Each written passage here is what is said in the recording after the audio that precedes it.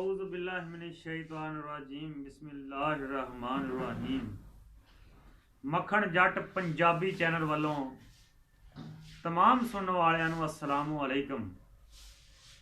नूर नबी दा रोशन आहा आदम जदों ना होया, अव्वल आखर दोवें पासे ओहो ही मल खलोया। ते रस्ता साफ नबी दे पिछे होर ना जानो कोई, ओयो ही करन शफात साडी ते ताइयों ही मिलसी ठोई। हजरात मोहतरम,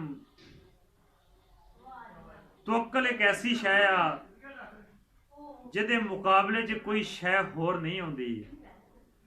कोई कम, कोई दुआ, कोई अमल अगर तवक्कल दी दौलत नाल भरिया होया वा ते ओहदे च ओहदी कीमत बहुत बुलंद हो जाती आ, ओहदी कबूलियत यकीनी बन जाती आ।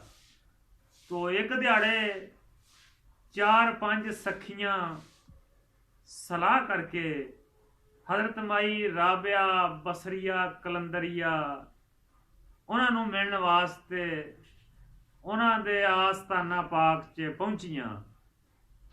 तो माई साहबा ने मेहमानों का इस्तकबाल किया, उन्होंने बिठाया, उन्होंने पानी उन्होंने पिलाया। वो मैं भी गुफ्तगू हो गई। तो माई साहबा ने टाइम ला के ते पूछया कि अपने घर च खाण वास्ते की आ। तो जवाब आया कि सिर्फ एक रोटी आ। तो माई साहबा ने जो मेहमान नाल नज़र मारी तो वो 4 बीबियां सी। 4 बीबियां वास्ते एक रोटी ना काफ़ी सी। तो माई साहबा खामोश हो गई। ते इसी दौरान एक साहिल ने आके दरवाजे ते सदा लाई। तो माई साहबा ने जल्दी जल्दी आख्या कि ये जड़ी एक रोटी अपने घर वा ये साहिल नूं दे दिती जावे।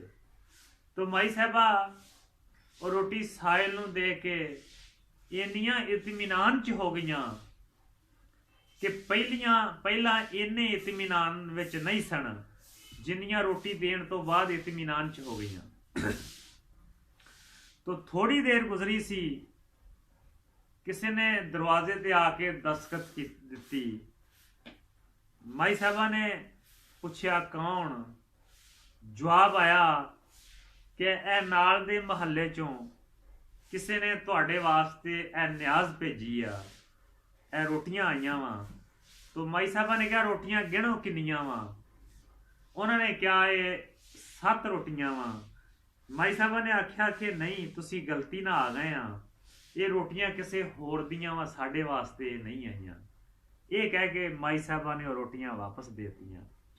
थोड़ी देर तो बाद एक दोबारा शख्स आया, उन्हें भी यही सदा की। माई साहबा ने फिर आख्या रोटियां गिनो।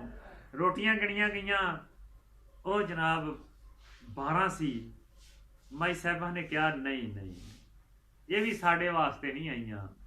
तो चंद लम्हियां तो बाद ही एक होर शख्स आया, उन्हें भी आके यही गल दसी। माई साहबा दोबारा अपना सवाल दोहराया कि रोटियां गिनो किन्नियां वा।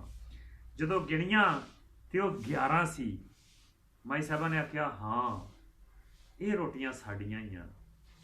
तो माई साहबा की शागिर्दे पूछया कि माई साहबा पहले तो तुसी वापस कर दिते, ये अपनियां किवें आ। तो बड़ा क्लास का जवाब माई साहबा का। मेरी सारी गुफ्तगू का निचोड़ माई साहबा के अल्फाज आ, ये जवाब आ। माई साहबा ने आख्या क्योंकि मैं अल्लाह के रस्ते ते एक रोटी दिती सी ते मेरे वास्ते 10 होनियां सी, ते ये 11 तां आईयां वा।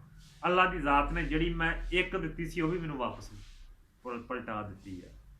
और माई साहबा ने आख्या कि जो मैं रोटी दे रही सी मेरे अंदर इन्ना ही यकीन सी, इन्ना ही मैनूं तवक्कल सी अपने अल्लाह ते कि ये सारियां वादे के मुताबिक वापस आ जानियां वा। तो हजरत ग्रामी माई साहबा ने वो रोटियां मेहमानों को पेश कीतियां, घर वालियां भी खाधियां। माई साहबा ने भी खाधियां।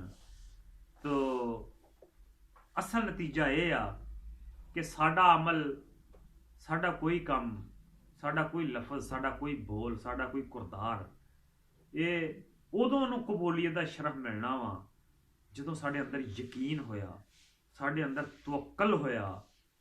तो वीडियो अगर चंगी लगी होवे तो मक्खण जट पंजाबी चैनल नूं सबसक्राइब जरूर करिया जे, ताकि हर आने वाली वीडियो तुहाडे तक पहुँचे।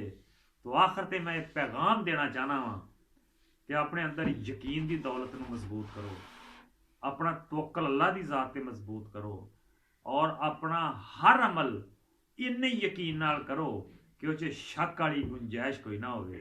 फिर कबूलियत भी मिलेगी, तो जिहड़ा अमल करोगे उसका मतबादल भी अल्लाह तबारक व तआला देगा। तो जनाब अगली वीडियो तक इजाज़त दो। अल्लाह हाफ़िज़। अस्सलामु अलैकुम।